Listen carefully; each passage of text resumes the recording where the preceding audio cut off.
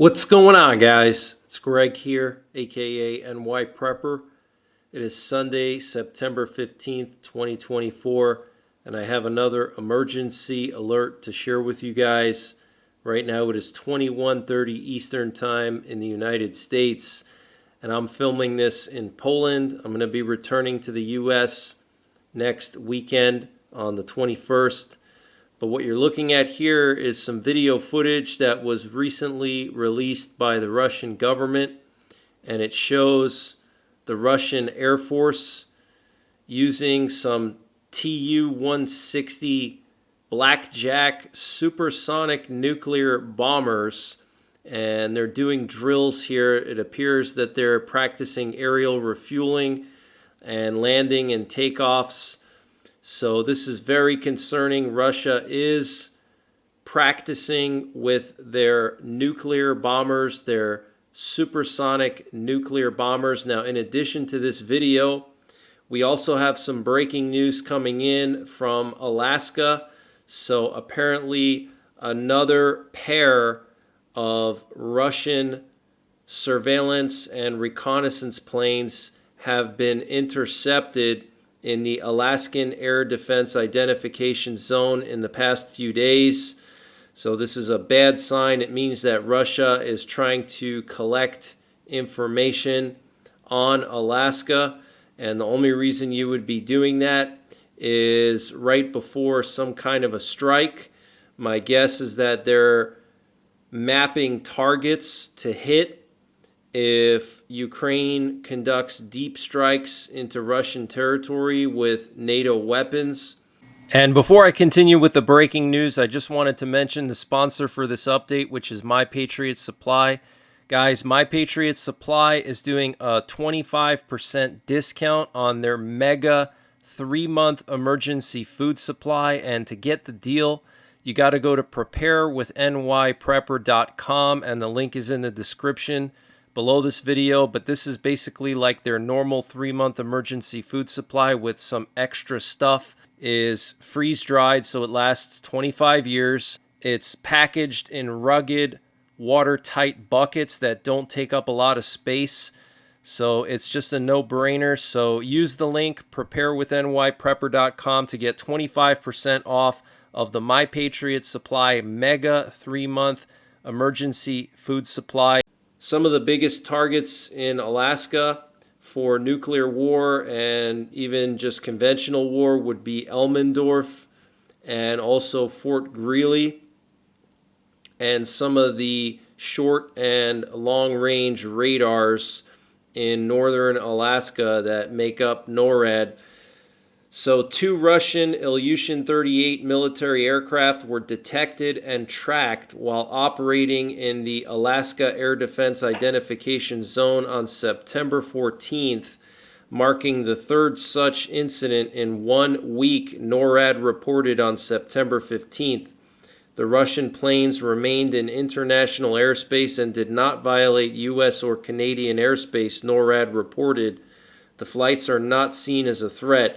Earlier in the week, NORAD on September 11th said it detected 2 Russian military aircraft operating in the ADIZ.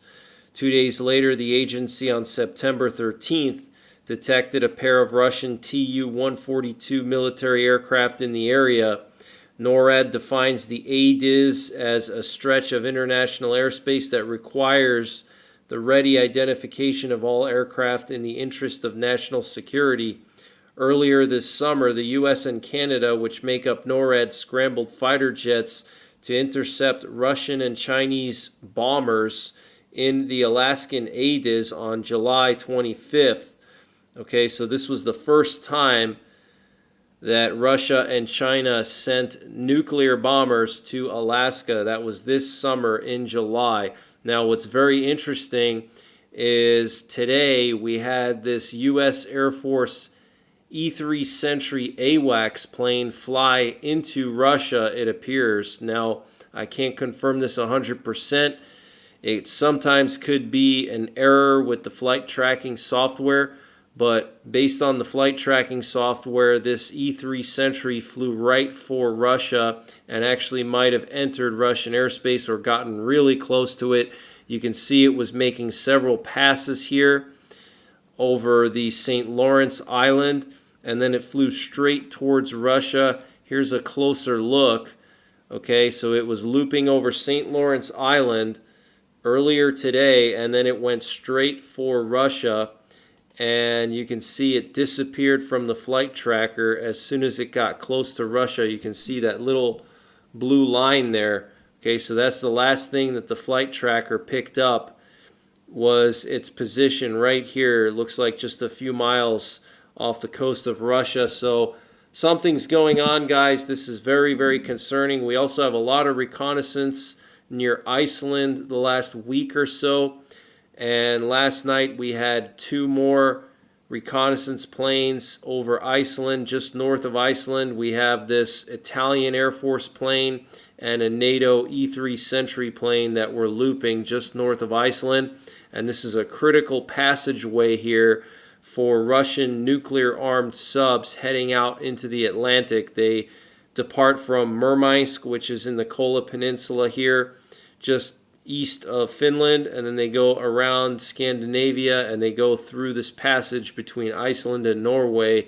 So this is a critical area, and it does appear that NATO is on high alert, but this is very concerning, guys.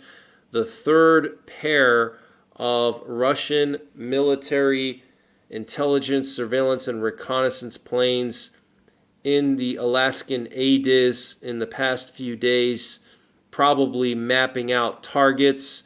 And we also had a lot of reconnaissance in Eastern Europe and Northern Europe yesterday and the day before. Here we have a high priority reconnaissance plane from the US that flew to Murmansk.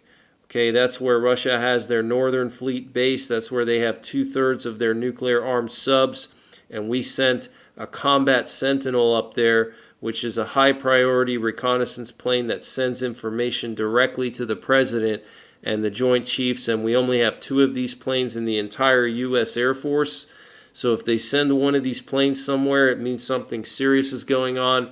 My guess is they were trying to see how many Russian nuclear-armed subs were in port over here to determine Russia's nuclear posture, okay? Because if there's not a lot of nuclear-armed subs in port, it means that they're deployed and Russia's preparing for something. And AFP News is reporting that a senior U.S. official told them that the U.S. was concerned about Russian strikes on Ukrainian nuclear power plants. Okay, so that is very, very concerning. And here's more high priority reconnaissance in Poland and the Baltic Sea around Kaliningrad. Kaliningrad is a Russian province. So something big is about to go down. I am very concerned that when Ukraine conducts these deep strikes in Russia with NATO weapons, that Russia could potentially retaliate by attacking NATO directly, okay, or potentially using nuclear weapons against Ukraine. And I'm just wondering if Putin is not allowing all of this to happen so he has an excuse to escalate, whether it's to nuke Ukraine or attack NATO. Maybe he's allowing Ukraine to go into Kursk and basically invade Russia so he can have justification to escalate. Okay, same thing with the deep strikes in Russia, and I do believe that Ukraine was already authorized to do these deep strikes, but I don't think we're going to see it happen until next week, the last week of September and into October. I don't think we're going to see it happen in the coming days because of the UN General Assembly, but as soon as the assembly is over, I think that's when we're going to start to see things moving towards that in a tangible direction. And former U.S. President and current Republican presidential candidate Donald Trump has been reported safe following gunshots at the Trump International Golf Club in West Palm Beach, Florida today. The U.S. FBI announced a man has been taken into custody and the FBI is investigating the incident as an apparent assassination attempt against former President Trump. President Trump is safe following gunshots in his vicinity. No further details are available at this time. The Trump campaign spokesman Stephen Chang said in a statement today. The Secret Service reportedly opened fire and spotted an armed individual among the bushes on the golf course. Trump at the time was golfing nearby with campaign donor Steve Witkoff. Trump remained unharmed during the gunfire. Law enforcement representatives later disclosed to the media that the detained suspect is Ryan Ruth, 58 years old, of Hawaii. Shortly after the incident, Trump emailed supporters to assure them of his safety. There were gunshots in my vicinity, but before rumors start spiraling out of control, I want you to hear this first. I am safe and well, Trump said.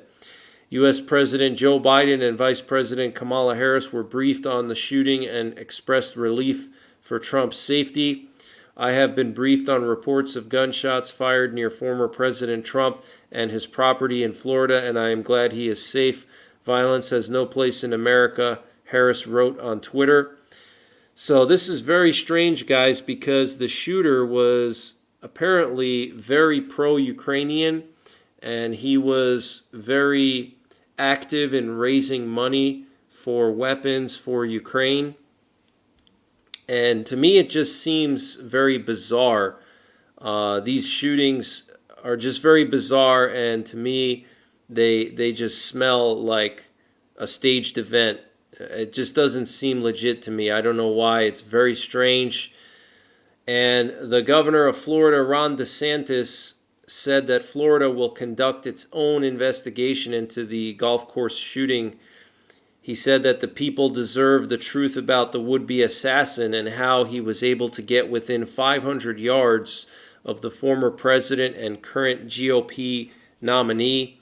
And Iran's president, Masoud Pezeshkian, will attend the upcoming BRICS forum hosted in Kazan, Russia in October. Tehran and Moscow are expected to sign a bilateral cooperation agreement at the summit, and this is coming just a day after the rumors were floating around that Russia was sending nuclear scientists to Iran to help them with their nuclear weapons program in exchange for the short-range missiles that Iran gave to Russia. Now, this could be a justification for the U.S. and Israel to strike Iran, because now Iran is providing missiles to Russia.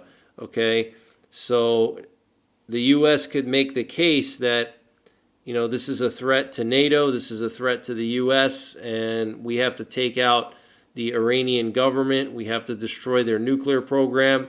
So that's something that we still have to be on high alert for, is a massive preemptive attack on Iran by the U.S. and Israel to decapitate their military, decapitate their government, take out the leadership, and change the regime. But guys, things are really spiraling out of control. Okay, Putin basically threatened or warned NATO and the U.S. that if they allow Ukraine to use NATO weapons to conduct deep strikes into Russia, it would be the same thing as NATO attacking Russia. Okay, so we are literally on the verge of World War III and possibly nuclear war, okay? And we're also hearing from credible sources that Israel is about to start a widespread operation in southern Lebanon against Hezbollah. And when Israel does that, I think things are going to really accelerate, especially when Ukraine is doing the deep strikes at the same time. So right now we have these two major war fronts to keep an eye on. We have Ukraine and we have Israel, okay? And we're hearing that another round of public UFO hearings will take place in Congress as early as September, as new footage has emerged of a huge craft near a U.S. nuclear weapons base. Wow. And last year, if you remember, there was a new UFO disclosure, a whistleblower stating that he was told to cover up information about alien bodies that the U.S. government recovered. And the Houthis launched an unprecedented missile attack on Israel today. They launched a medium-range ballistic missile into central Israel for the first time ever. The Houthis claim that it was a hypersonic missile, but according to Israel, it was just a standard ballistic missile, and they shot it down with their Arrow missile defense system. The Israeli early warning systems immediately detected the launch, and Ukraine is going to be sending emergency services units to Poland, the Czech Republic, Slovakia, Moldova, Hungary, and Romania. And there was also a 6.6 magnitude earthquake off the coast of Vancouver Island in British Columbia. So, guys, the situation in Eastern Europe is spiraling out of control, in the Middle East as well. And then we also have the earthquakes picking up, and this whole situation with the election, which is just really bizarre. Another assassination attempt, this time by a guy that was supposedly pro-Ukrainian.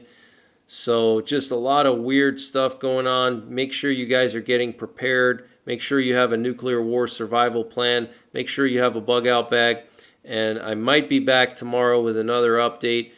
I'm not sure. I'm going to be actually traveling within Poland to another location, so the stream might be down the next 2 days, and I'm not sure if I'll be able to put out an update, but we'll see what happens. So until the next time, take care, God bless, and don't forget the 3 Ps: prepare, practice, and persevere.